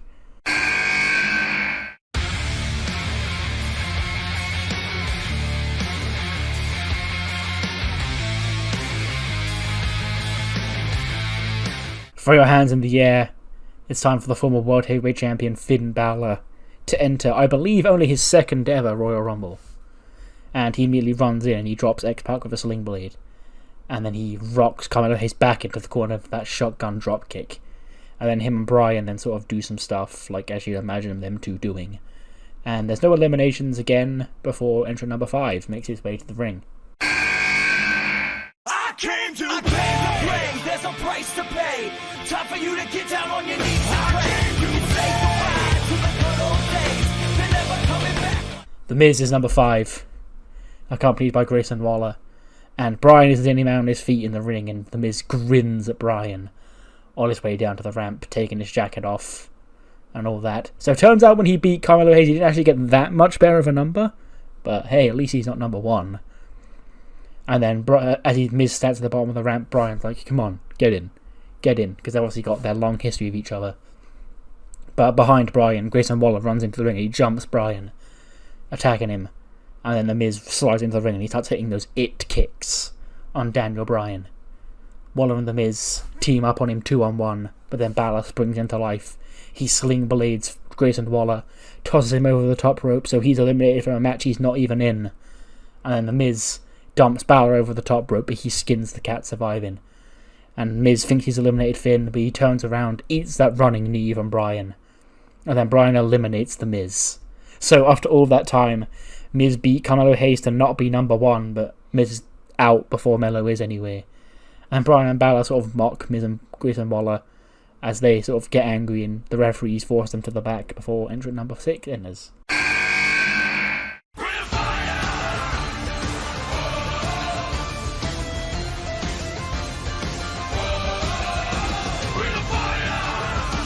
It's the Regal Coalition's Dudley Davis entering his first Royal Rumble match. And he charges into the ring and as soon as he enters the ring, he bounces off the rope, hits Balor with that big Dudley device. And then Bryan and Dudley go at each other because that sounds like a fantastic combination of people.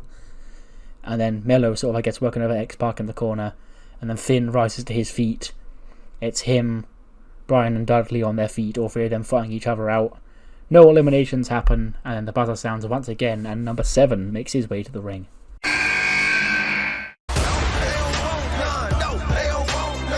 They looking scared, no, they don't really want none. We some southern boys with the promise strength. 7 years after making his debut in the 2016 Royal Rumble, the phenomenal AJ Styles makes his way to the ring, and he runs into the ring. Dudley charges at him with a clothesline, but AJ drops him with a Pele kick, and then Balor drops Daniel Bryan with something. And then the two men on their feet are AJ Styles and Finn Balor, and they slowly turn to each other. Balor throws up the too sweet for AJ to throw it back, and then AJ sort of laughs, and he goes to throw a too sweet back at Finn. But Melo jumps AJ Styles and starts attacking him, and him and Carmelo Hayes renew a bit of their rivalry they had towards the end of last year. Balor's left hanging. He's still got the too sweet hanging up in the air, but that's when X-Pac springs into life. He throws the too sweet back at Finn to get a big pop. Finn smiles, he's laughing, yeah, that's funny. And X-Pac's getting all fired up, going, suck it, suck it, suck it. And then Dudley just grabs him from behind and eliminates the WWE Hall of Famer.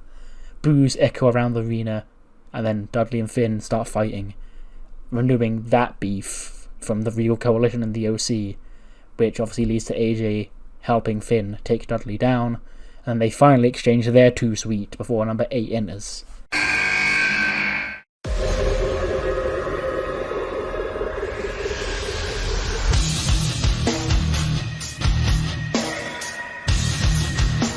The other member of the Regal Coalition is here. It's Pete Dunne.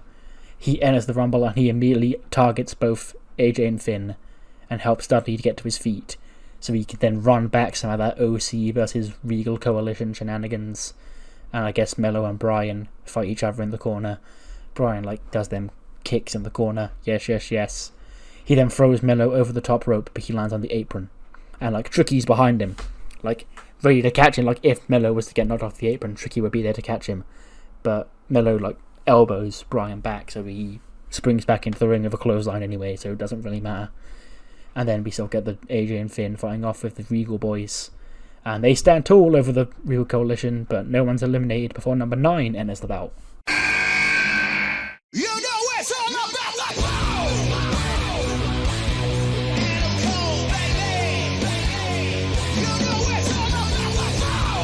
It's all about the boom. Adam Cole of the Paragon enters the match, entrant number 9. And he faces off with Finn Balor and AJ Styles. And Finn and AJ team up to try and fight Adam Cole before Carmelo Hayes grabs AJ Styles and he tosses him over the top, but AJ again skins the cat. Balor then fights off Carmelo Hayes, Bryan fighting with Adam Cole to help fight off Dudley and Pete, so they've got a form a temporary alliance here. That's part of the fun of the Rumbles, There's a few close elimination calls, but then at the end of the day, nobody is eliminated. Everybody survives to the 90 before the buzzer sounds, and entrant number 10 makes their way out. Wrestling has more than one royal family.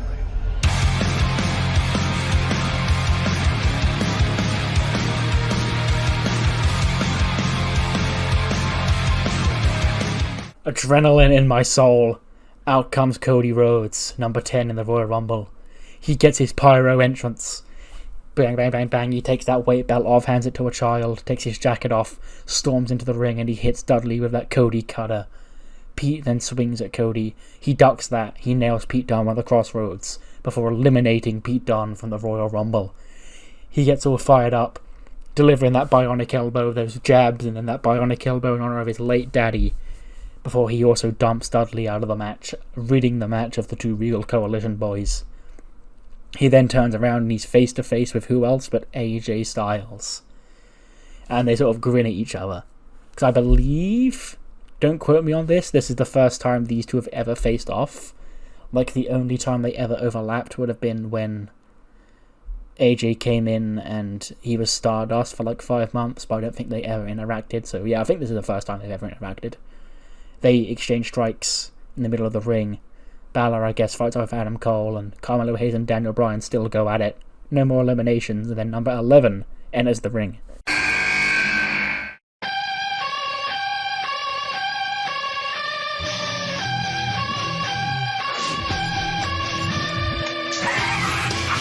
Out comes Jeff Jarrett, but he doesn't look like he's dressed to compete in this Royal Rumble.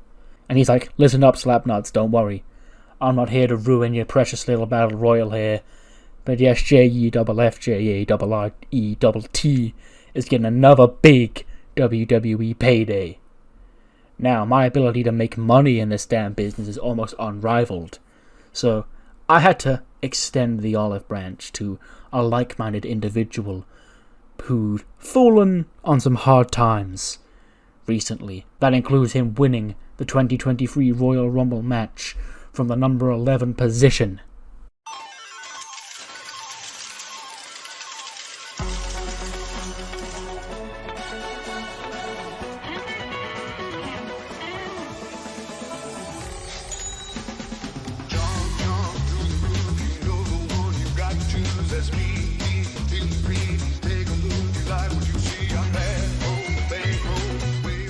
Out comes Baron Corbin, the actual number 11. He's clean shaven, you know, but he's back on his shit.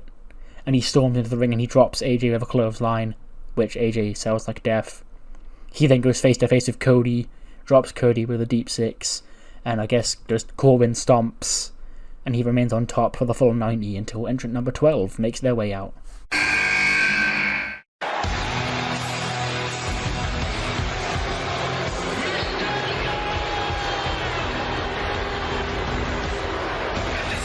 Entering at number 12, alongside Anthony Nese, the current WWE Cruiserweight Champion Dominic Mysterio. Dominic, he takes his time to enter the ring, like, nobody really seems to be an easy target for a guy like Dominic. And Dominic gets in and Corbin's like, hey, come and help me with this guy. It's Finn Balor. And so Dominic then slides in, but as he goes to help Corbin eliminate Finn, AJ cuts him off with a clothesline. AJ then slides onto the apron, like he jumps over the top rope onto the apron. He's going to hit the phenomenal forearm on Dominic. But as he leaps up onto the top rope, he's nailed from behind by a guitar shot from who else but Jeff Jarrett. You know, a man who's got a lot of history with AJ Styles. And then AJ's lifeless body is on the floor. Baron Corbin picks up AJ Styles and eliminates him from the Royal Rumble. Finn then rushes at Corbin, taking him down with a sling blade. And he goes for that shotgun drop kick, but as he charges up Corbin, Mello cuts him off. AJ on the outside, I guess, brawls with Jeff Jarrett, and they brawl to the back, so Jarrett's he's away from ringside. And then number 13 enters the ring, I guess, to an empty ring.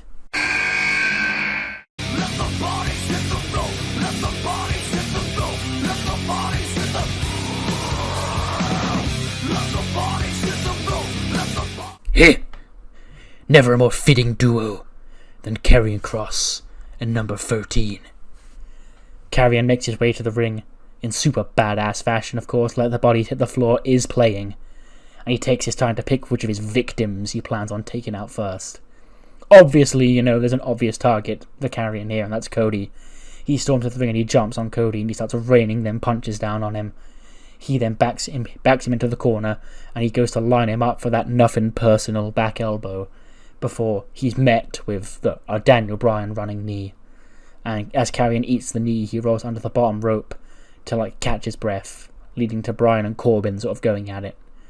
You know, there's a history here. You know, Corbin once took the Universal Championship from Daniel Bryan, so yeah, I guess there's a history between those two. Cody and Cole fight it out as the Carmelo Hayes and Finn Balor, which means Dominic is the one standing alone in the ring as number 14 makes his way out.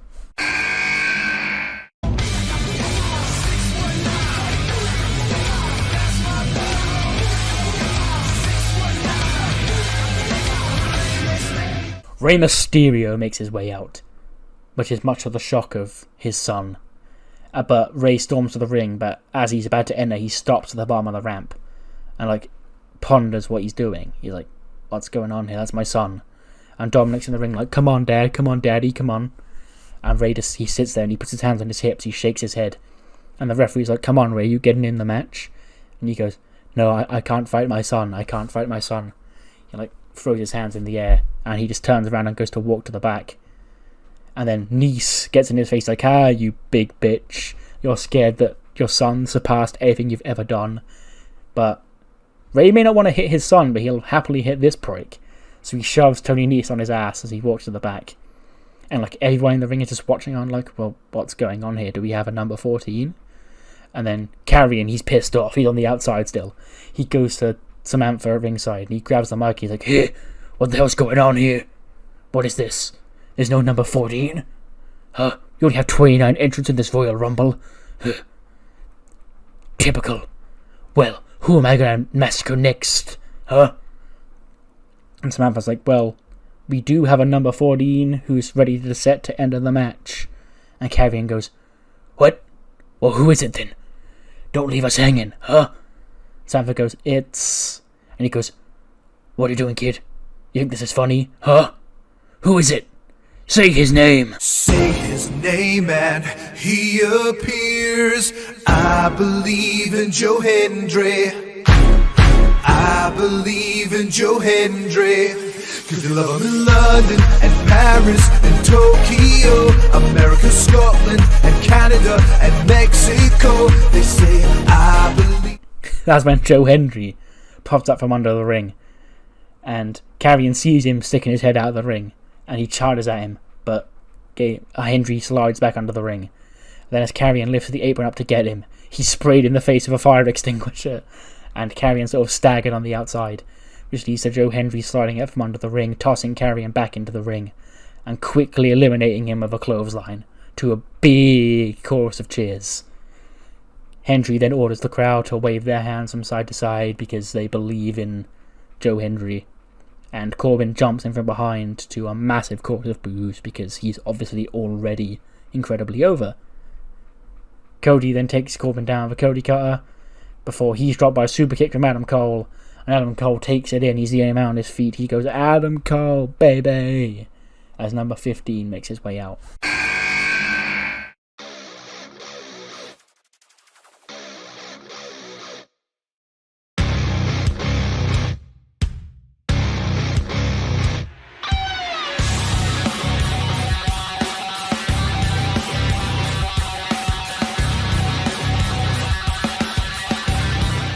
Adam Cole looks like he's seen a ghost, because at number 15 out comes Kevin Owens, a man we haven't seen in 6 months after he suddenly decided he wanted to become a politician. But pulling back the curtain here, I think the frequency at which wrestlers leave for politics in this game is really stupid. And the game took Kenny Omega away on politics in AEW. The game took Kevin Owens away. Then the game tried to take Cody away from me. And I had just had enough. So I went to the editor and went, "Well, I'm not letting you take Cody from me." So I just set that down to 0 days. And then, because the game couldn't behave itself, I told it off and just brought everybody back. So AEW has Kenny back, I have Kevin back, and I never lost Cody. Because, yeah, the frequency of wrestlers going into politics is not this high.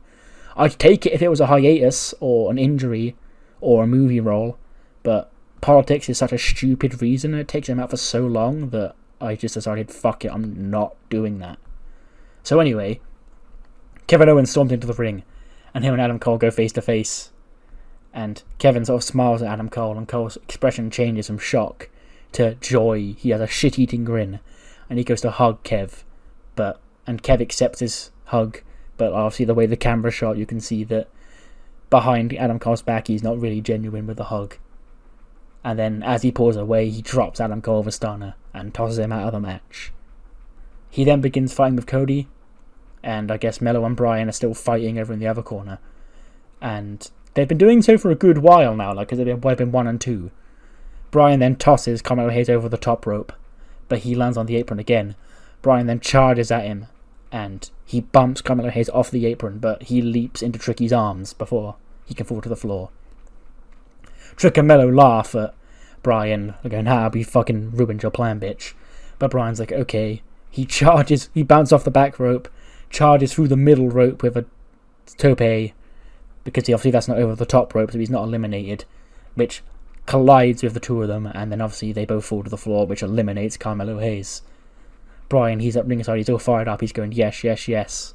But Mello grabs the Money in the Bank briefcase and twats Daniel Bryan in the face with it, leaving him laying down on the outside. He then rolls Bryan's unconscious body into the ring, where I'm sorry in advance, but I needed a heel to eliminate him from this match, and that only left me with 2 options. Neither of them were good, but Baron Corbin eliminates Daniel Bryan from the Royal Rumble.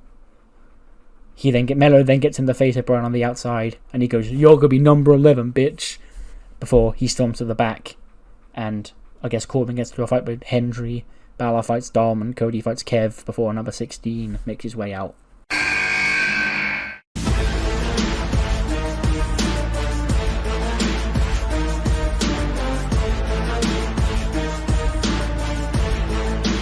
The almighty Bobby Lashley storms to the ring with a purpose. He enters the ring and he immediately cuts Corbin in half with a massive spear before he decides he's going to eliminate Corbin from the Rumble. He remains a dominant presence for like the entire time, tossing around Finn Balor and Joe Hendry, and Dominic's just like, I imagine the scene is he's laying on the floor just hugging the bottom rope for most of the match. But he then gets to his feet, he hits Cody, but Cody sort of blocks him. And then Cody's like, I didn't mean it, bitch. He tries to back away, but he bumps into Lashley as he backs away.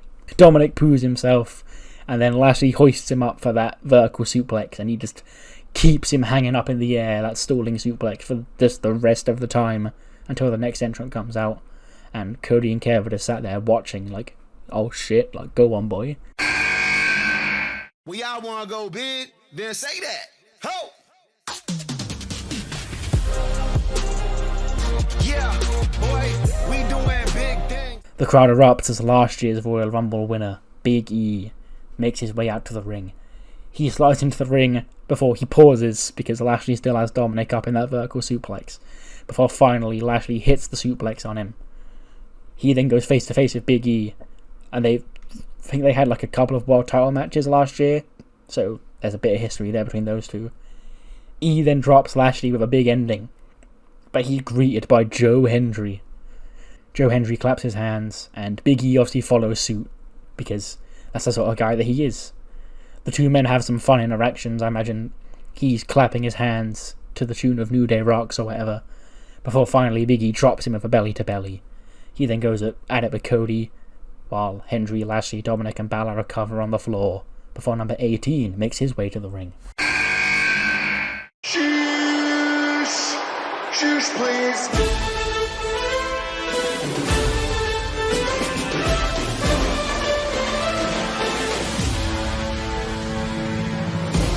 Chad Gable's theme hits, but nobody comes out. Like, everyone in the ring is sort of just watching the ramp, waiting to see when Gable's going to come out. And Joe Hendry's just there, like, staring at the ramp going, come on, Gable, come on.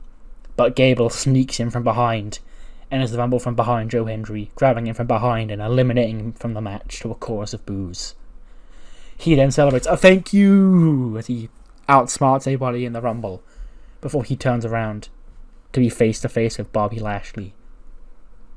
He backs into a corner and he's like, shush, shush, shush. And Lashley stops and he like humours Gable for a bit. Then Gable just pokes him in the eyes and rolls under the bottom rope. Lashley regains his footing after the eye poke, and then Owens drops him with a stunner before Cody flies him with a Cody cutter to wipe out Owens. Big E then drops Cody with a big ending. Then Dominic low blows Big E to take him down, before Finn wipes out Dominic with a shotgun drop kick. And then Finn's the only man left on his feet before Chad Gable slides back into the ring, dumping out Finn Balor, and getting his second elimination in a short amount of time. Gable laughs again. He goes, oh, thank you, as they all boo him. But he stands alone in the ring before number 19 makes his way out.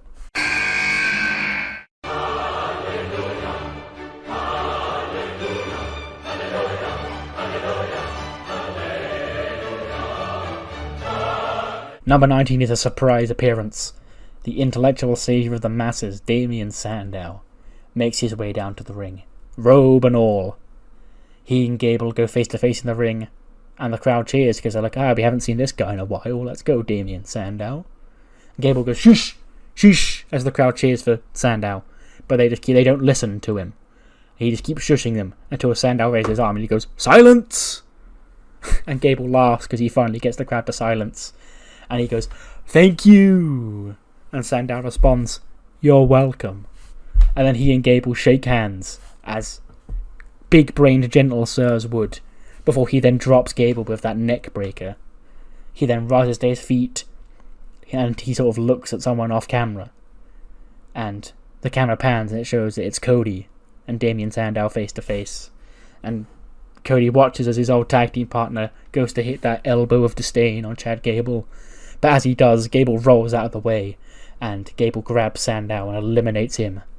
And then Cody from behind tries to eliminate Gable quickly, but he holds onto the top rope and shuffles down to the floor to avoid elimination.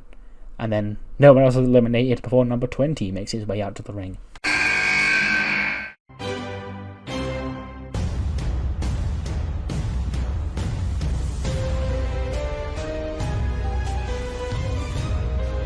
We are 2/3 of the way through the Rumble as the Collector, Ludwig Kaiser, makes his way to the ring. And he enters and he goes to work on Big E, allowing Kevin Owens and Chad Gable to do some stuff, and Cody and Lashley as well, I guess, while Dominic just continues to roll around like a little coward, avoiding any sort of physical confrontation that he can, like hugging the bottom rope and just scooting across like a coward. And then, like, nothing else really important happens during this entry before number 21 makes his way out.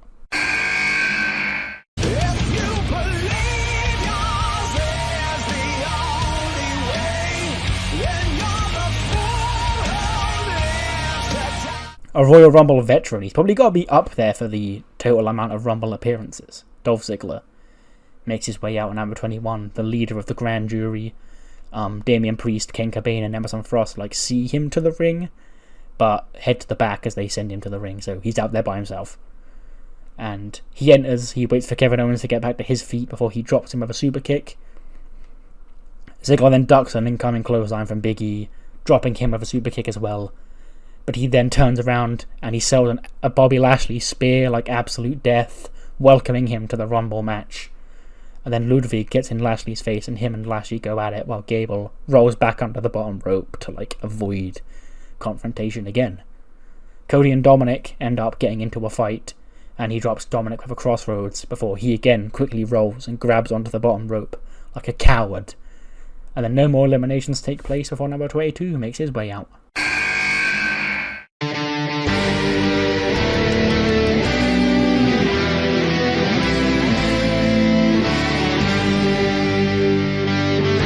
Numéro 22 is David Mato of La French Connection.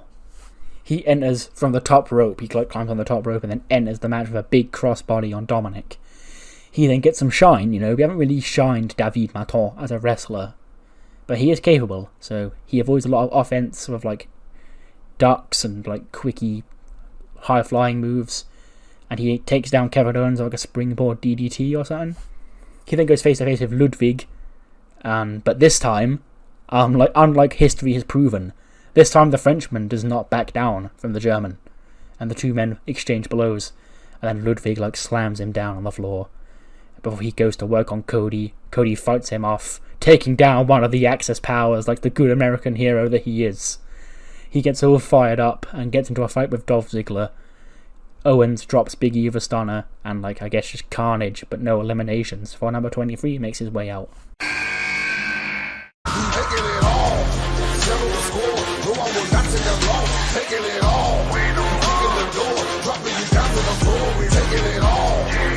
It's the hired gun, the plan B of WWE Champion Seth Rollins. Solo Sikoa enters his first Royal Rumble at number 23, and he immediately makes an impact. He hits that spinning solo on David Mato before he disposes the Frenchman of the match of the Frenchman. Solo then turns around and he's face to face with the American Nightmare, the hired gun of the man who tried to end Cody's career back in September before he made his return at War Games. A long time coming, this interaction. Cody and Solo brawl in the middle of the ring. Months of animosity between the two. He goes for the Cody cutter, but he's caught out of midair by Solo. He dropped with a Samoan spike. Solo goes to pick Cody up, but Big E gets into a fight with Solo, and the two big men bump meet in the center of the ring. Big E gets him up for the big ending, but he's shoved, I imagine Solo slides down the back, shoves him from behind, and then clotheslines him over the top rope, but Big E lands on the apron. Big E, as Solo tries to eliminate him, knock him off the apron, fights Solo off. And Big E tries to get back into the ring before Buster Gates, Nebo Barnes, and Rufus Hamilton, the Revolution, run out, and they fight him on the apron. Big E tries to fight them off, but Solo charges at him, knocking Big E to the floor and eliminating last year's Royal Rumble winner from the match. But as he falls to the floor, the three members of the Revolution are there just to attack him, before Woods and Kofi run out, and they help fight him off, and they chase the Revolution through the crowd, and help Big E to the back, before number 24 makes his way out to the ring.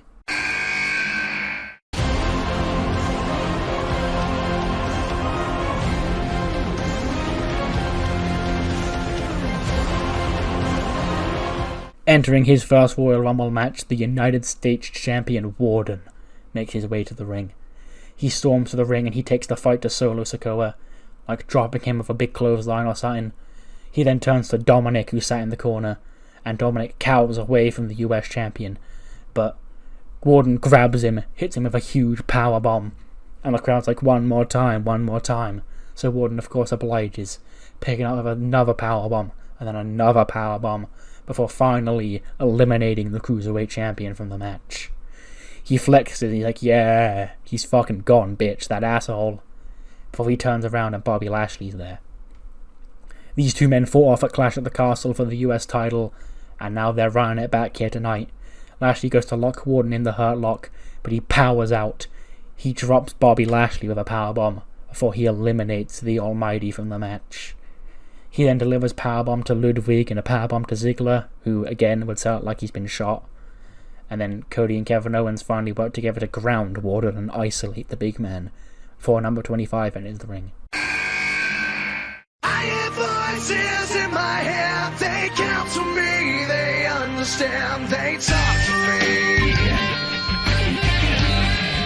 The winner of the 2009-2017 Royal Rumbles, the Viper, is hoping to join Stone Cold and John Cena on 3 Royal Rumble match victories here tonight. He enters the ring, and then Ziggler tries to catch him with that jumping DDT, but Orton halts him, tosses him up into the air, and hits that cool RKO on Dolph Ziggler. Gable then slides in from the outside, and he attempts to grab Randy from behind and eliminate him, but Randy drops him with an RKO before he quickly then rolls back out to the outside like a big-brained smart boy that he is. Randy then goes face-to-face with Warden, which seems like a cool face-off we haven't seen before. He goes for an RKO, but Warden catches him, tossing him to the floor. He then goes to give Randy on a powerbomb, but Kevin Owens drops Warden with a super kick, and then he rebounds off the ropes, pop-up powerbomb to the US champion. Owens then gets into a fight with Ludwig, and I guess Cody and Solo still brawl, before number 26 makes his way out.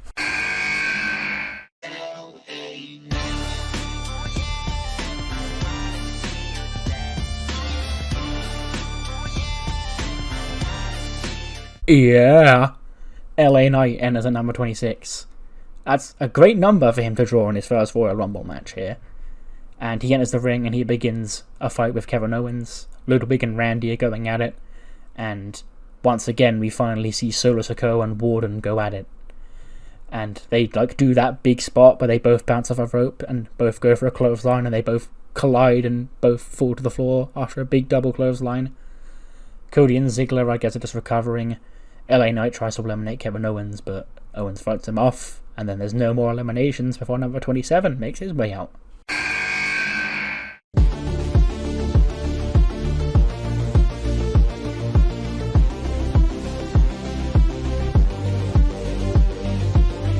From NXT, it's the former North American champion Giovanni Vinci making his way down to the ring. Cameras flashing.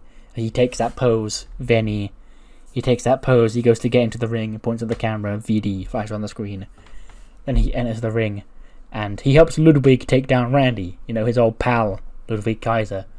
And he then smiles at Ludwig, and then smiles at the camera, points at the camera with that big shit-eating Giovanni Vinci grin, and Ludwig just sort of looks at the camera confused. But he does make the snap, Vinci, and plops up. He then strikes the old Imperium pose, to sort of just go to Ludwig like, hey, yeah, you have an ally here. And then Owens tries to fight them both off, and then they take him down as well. The two Imperium boys stay on top, because they have the numbers game to, keep the two big men grounded. Cody and LA Knight then are the two chosen men that step to Imperium. Go for a 2-on-2 brawl, which ends with all 4 men left laying, and then everybody's down, and number 28 enters the ring.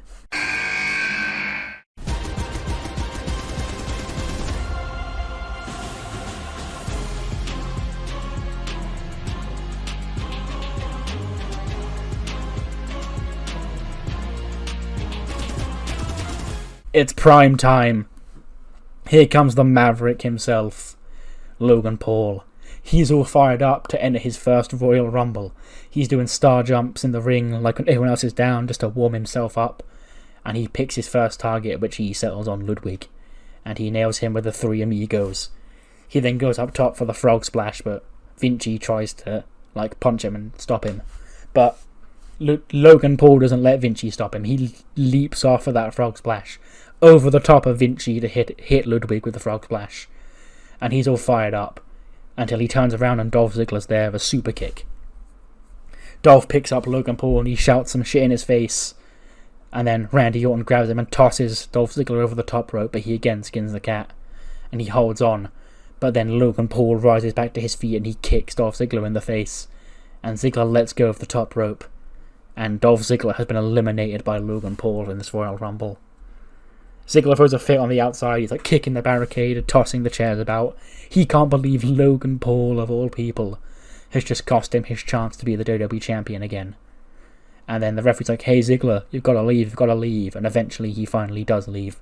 But Logan Paul laughs at him as he leaves, like, ah, you wanker. And then he goes to give Randy Orton a high five. But Randy, he don't want a high five from Logan Paul. He drops Logan Paul with an RKO. And then Ludwig and Vinci team up again. They double team Orton. And then they get him in position for that Imperium bomb before number 29's music hits. You think you know me?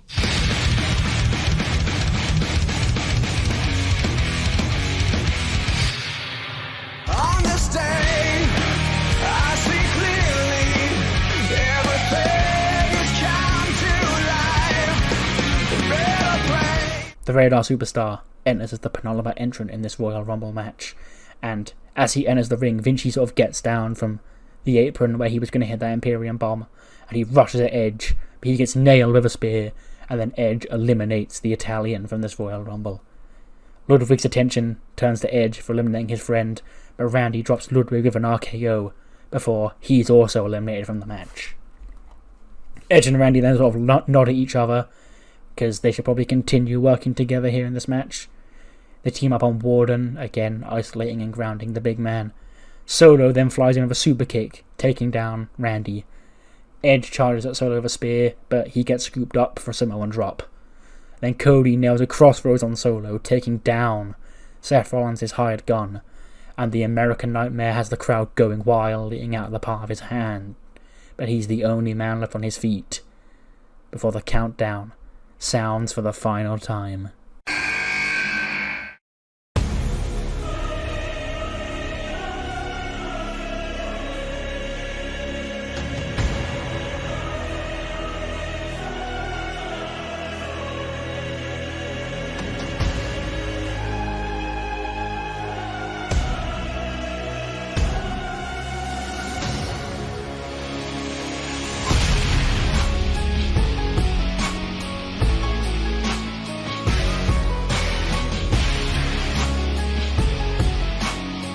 Batten down the hatches, because for the first time since High Voltage, the Tribal Chief is here, and he's number 30 in the Royal Rumble.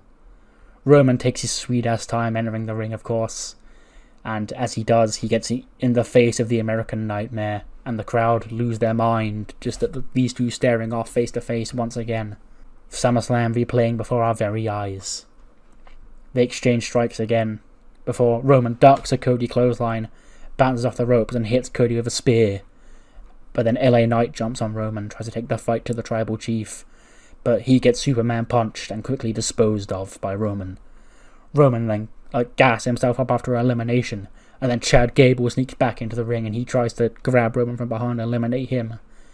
But Roman just shoves Gable off, and he locks Gable in that guillotine. And finally, Gable's big brain strategy is caught up to him, and he gets choked out before Roman just tosses his lifeless body over the top rope too. The next man, rather boldly, to step to Roman Reigns is Logan Paul. He laughs off the threat of the YouTuber, because why would this YouTuber be able to eliminate me? But he begins firing away with those punches, to the midsection, has Roman reeling in the corner. He then runs and takes Roman down the momentum of that big punch, that one lucky punch. He then goes to climb the top rope to hit that frog splash, but Roman spears him out of the air before he dumps the Maverick out of the ring. Roman celebrates this elimination of Logan Paul. Then he turns around, and who's there to greet him? The United States Champion, Warden. Roman and Warden stare down for a few seconds and sort of look around. Roman's like, okay, big boy, I see. And then Warden just grabs the strap. He slowly pulls the straps of his singlet down, and he roars in the face of the tribal chief before they get into a brawl. Warden finally overpowers Roman. He gets him in position for a powerbomb, but Roman does that thing where he hoists him over his shoulders at the powerbomb position, and then he bounces off the ropes. Superman punch number 2, and then finally a spear to the US champion. He then gets back to his feet. He staggers back before Roman clotheslines him out of the ring, eliminating the US champion and getting Roman his 4th elimination in quite quick succession. Roman is then isolated by both Edge and Randy from behind, finally taking the tribal chief off his feet. Owens tells Randy and Edge to hold Roman still, and he hits 5 super kicks in a row to the face of the tribal chief before slapping him and screaming in his face, going "Ah!" He bounced off the rope, but as Roman, he's powered out of the grip of Edge and Randy, he greets Kevin Owens with a spear, taking down the former Universal Champion before Edge charges at Roman as well. Roman pulls the top rope down as Edge charges at him, and he flies over the top rope, but he lands on the apron. Randy then attempts to hit an RKO on Roman Reigns, but Roman shoves him off, and as he does, he shoves him into Edge, and then Randy bumps into Edge by accident, knocking Edge to the floor and eliminating Edge from the match. Randy looks on in shock "Oh my god, oh no, I just eliminated Edge by accident," before Kevin Owens grabs Randy on from behind, eliminates him from the match. Owens then turns around, he gets hit with a Superman punch, he staggers up against the ropes, and he's then clotheslined by Roman out of the ring. And we're down to the final 3. Roman soaks in the boos as he slowly turns around. In one corner, Solo Sikoa, his cousin, the man who cost him the WWE Championship back at Clash at the Castle. In the other corner, the American Nightmare, the man who many believe had him beat back at SummerSlam before Seth Rollins got involved. Roman just looks at both men and he's "Bring it on." And Cody uses the ropes to slowly pull himself back to his feet. But Solo's already on his feet and he gets to the face of Roman. Roman just smiles in the face of his cousin, his defiant cousin, who allied with the enemy over the bloodline. And then they two finally start brawling, and this is probably the first time they've ever touched, apart from maybe a brief War Games interaction. Roman rocks him with a Superman punch 4 times before he goes for one more, but Solo catches Roman on his way down and hits that spinning solo on it. He then picks up Roman and he goes to plant that Samoan spike to the throat of the tribal chief, but out of nowhere Cody Rhodes flies in with a Cody cutter, rocking Solo, before Cody grabs the big Samoan and tosses him over the top rope to the outside. And just like that, we're down to 2. The tribal chief and the American Nightmare. It's safe to say that Seth Rollins is going to be watching this very closely. Roman gets to his feet, and he and Cody again get in each other's face. The crowd erupts. This is the final 2 in the Royal Rumble. A lot of history. SummerSlam, War Games. It's go time. The 2 men exchange strikes in the middle of the ring. Roman comes out on top. He drops him with a Samoan drop to the boos of the crowd who are rooting for their hero, Cody. Roman gets himself all fired up. He goes for a Superman punch Cody, but Cody catches it into a crossroad. I imagine it in my head he goes for a Superman punch, but as he comes down that position, Cody can slide down the back and grab him like that, so he can catch him into position for a crossroads. But it's all for nothing because Roman fights out anyway. Pushes him against the ropes, finally hitting that Superman punch off the rebound, and the crowd boos again. Roman backs into the corner. He's shaking with fury. He goes, "Ooh, ah." And then Roman charges at Cody for a spear, but Cody catches him with a pedigree. Cody gets all fired up as Roman staggers to his feet off the pedigree, and Cody grabs the tribal chief, tosses him over the top rope to the outside, winning him the 2023 Men's Royal Rumble match. An 88 rated Royal Rumble? That is unexpected and unbelievably good. I bought all the special sets and shit because Rumbles on this game tend to like peak at like 83. So I was like, oh, I'm going to have to buy the special set to make sure this gets a good rating. Apparently not. So this show is probably going to get a 100. But I'm not going to complain about that.